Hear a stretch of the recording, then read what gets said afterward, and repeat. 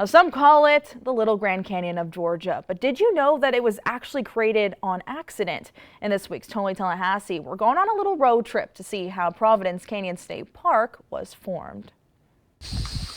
Covered in red rock and clay at 150 feet deep. You'll not find this anywhere else in the state of Georgia. This is Providence Canyon State Park, where Michaela Murphy is the park manager.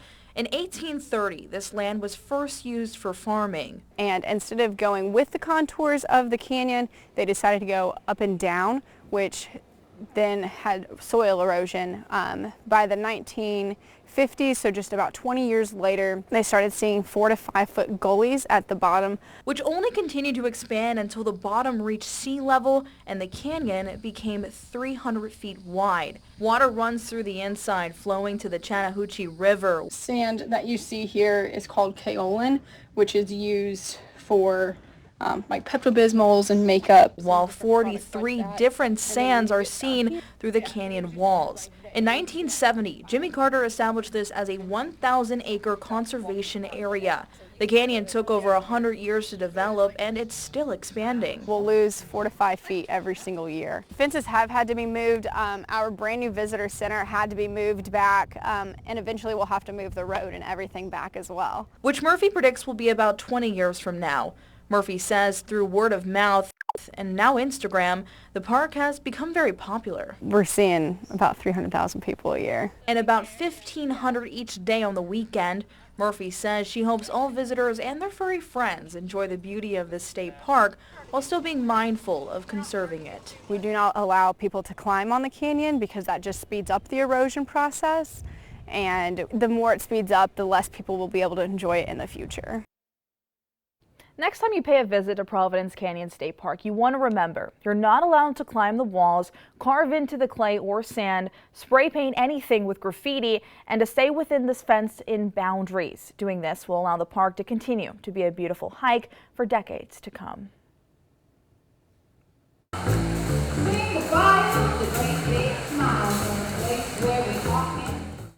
A maskless night in Tallahassee at the Sundown Concert Series. With COVID-19 pandemic shutting down live events, Elizabeth Emanuel with the Downtown Improvement Authority was excited when she got to plan this live music event Saturday.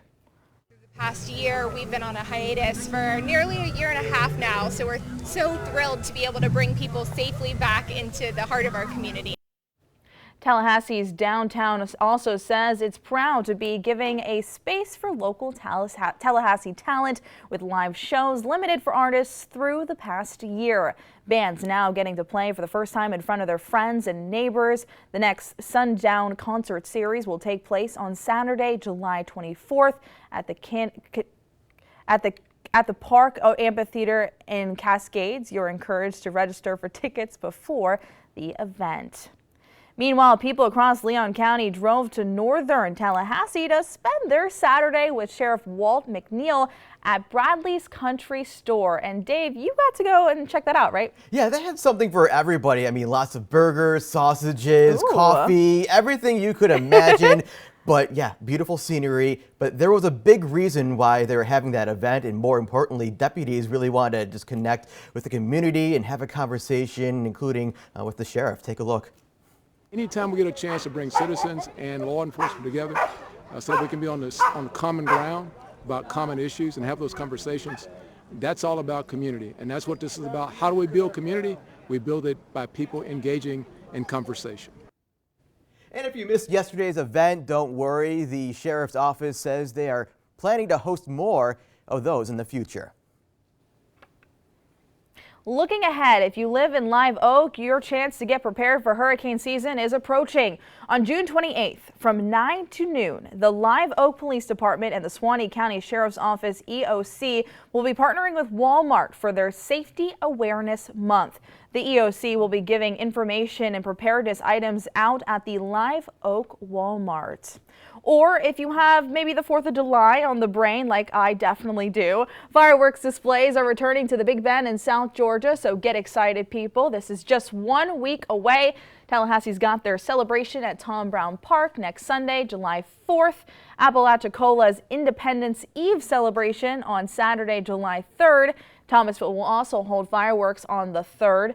We've got a full list of community celebrations with this story on our website right now, WTXL.tv. And if you're planning to travel for the upcoming holiday weekend, you want to be prepared, so we have everything you need to know before you pack your bags. But first, we're on this live look in downtown Tallahassee. Good morning, everybody. You're watching Sunrise Weekends.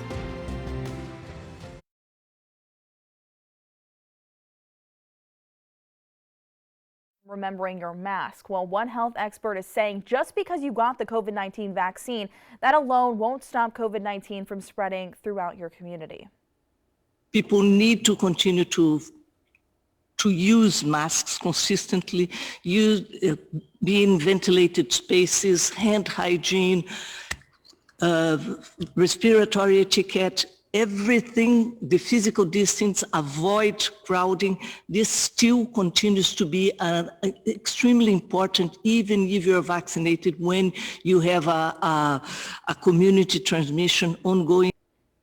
This is the Delta variant is now dominating COVID-19 infections in South Africa, according to scientists. The country is grappling with a devastating third wave with more than 18,000 new cases reported on Friday. The World Health Organization is calling the Delta variant the most transmissible form of coronavirus so far. Meanwhile, it's smooth sailing for the cruise industry after being placed on pause for more than 15 months. The Celebrity Edge left from Port Everglades in Fort Lauderdale at 6 p.m. Eastern Saturday evening. So just last night, the ship is sailing at 40% capacity to allow for social distancing, and parts of the ship will be set aside for those passengers who are unvaccinated. I turned down going to Bahamas. I'd rather be on the cruise ship to go in to do it from here, Celebrity, because you've taken all the precautions you have and been very stringent with everything with CDC, and that's what we're about. Vaccinated passengers will not have to wear masks on board, but there will be restrictions as they go ashore in Mexico and the Bahamas. Cruise passengers will allow a 7-night voyage with ports of call in Mexico and the Bahamas.